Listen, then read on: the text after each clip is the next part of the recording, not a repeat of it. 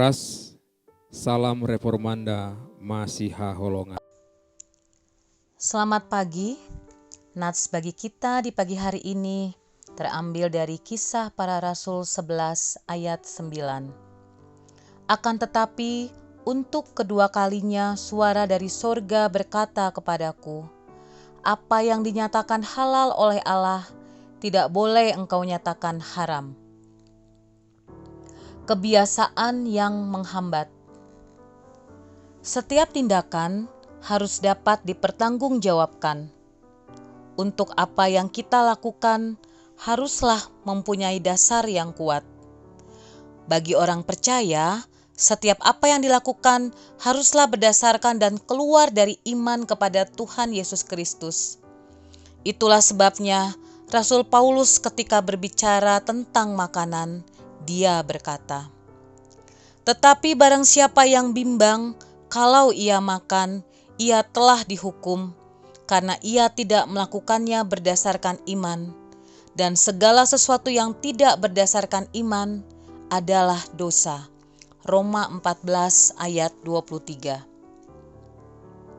Setelah membaptiskan Kornelius, Rasul Petrus diminta untuk menjelaskan tindakannya itu sebagai pertanggungjawaban.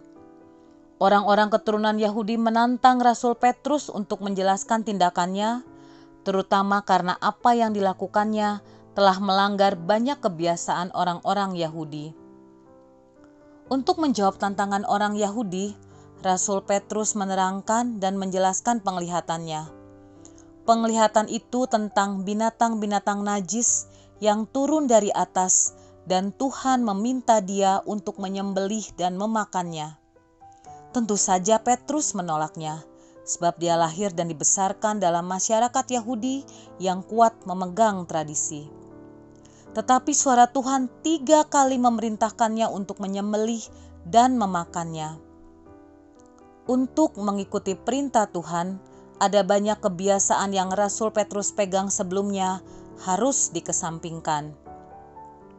Suara Tuhan itu berkata kepada Rasul Petrus, "Apa yang dinyatakan halal oleh Allah, tidak boleh engkau nyatakan haram."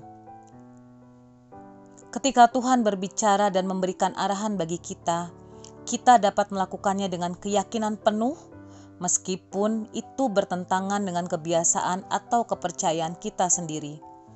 Segala sesuatu yang Tuhan katakan adalah murni dan baik bagi kita untuk kita lakukan.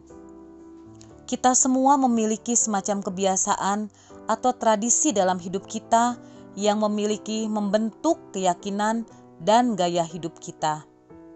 Apapun itu, firman Tuhan harus menempati tempat pertama dan utama di atas kebiasaan atau tradisi kita, bahkan di atas tradisi gereja kita sekalipun.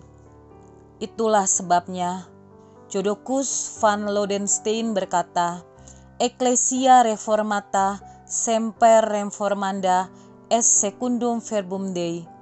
Gereja yang telah tereformasi harus terus bereformasi sesuai dengan firman Tuhan.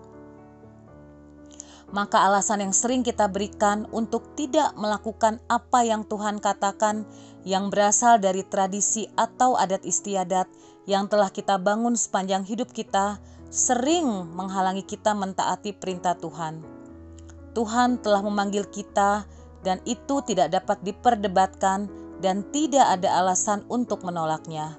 Yesus telah menyatakan siapa kita di dalam Dia dan apa yang harus kita lakukan. Marilah kita mematuhi Tuhan dan firman-Nya.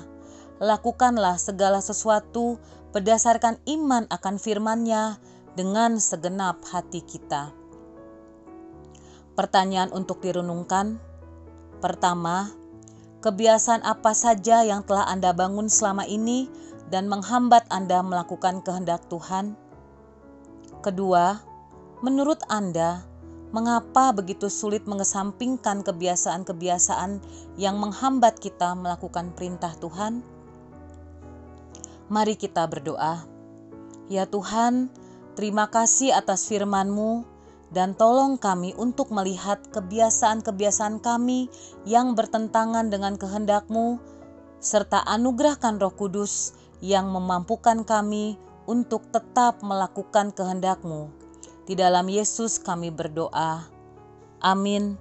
Kasih karunia Tuhan Yesus Kristus dan kasih Allah Bapa dan persekutuan Roh Kudus menyertai kita sekalian. Amin. Demikian renungan kita pagi ini. Selamat berkarya bagi Tuhan. Salam Reformanda Masiha Holongan.